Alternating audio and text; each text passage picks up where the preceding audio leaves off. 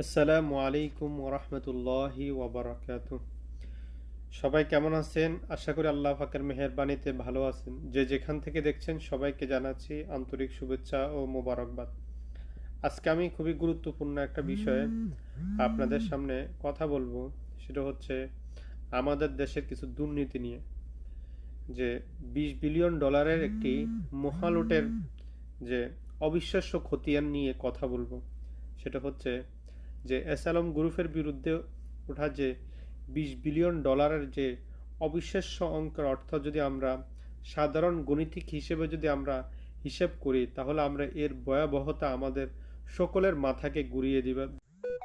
চলুন আমরা একটু সহজভাবে আহ, দেখার চেষ্টা করি যে এই বিপুল পরিমাণ টাকা আসলে কত বড় অঙ্ক, কি পরিমাণ টাকা, যে দেশীয় মুদ্রায় এর পরিমাণ যে 20 বিলিয়ন ডলার, যেটা বর্তমানে আমাদের বাংলাদেশে টাকা হিসেবে যদি আমরা এটাকে কনভার্ট করি, দেখা যায় 2,39,620 কোটি টাকা হয়।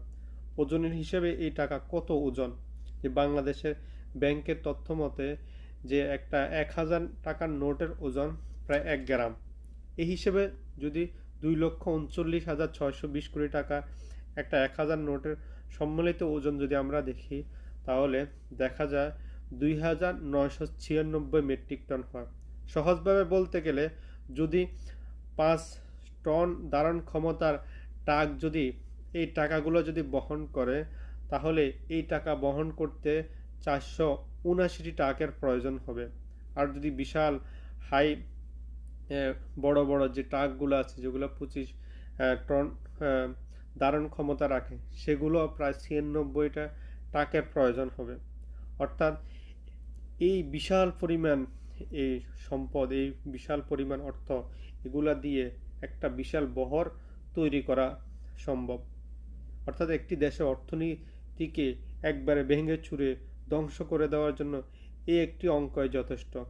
এই বিপুল পরিমাণ অর্থ দিয়ে আমাদের দেশের শিক্ষা, আমাদের দেশের স্বাস্থ্য, আমাদের দেশে অন্যান্য আরও যত সরকারি যত অবকাঠামো আছে, সেগুলোকে অনেক বেশি উন্নয়ন করা যেত।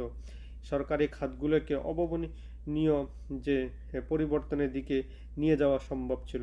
এই জন্য সাধারণ জনগণের যে আমানত, আমাদের দেশের যে সম্পদ রক্ষার দায়ভার আমাদেরকে, আমাদের সকলের, আমাদেরকে জায়গা থেকে, অর্থাৎ এই সমস্ত দুর্নীতির বিরুদ্ধে আমাদেরকে সচেতন হতে হবে।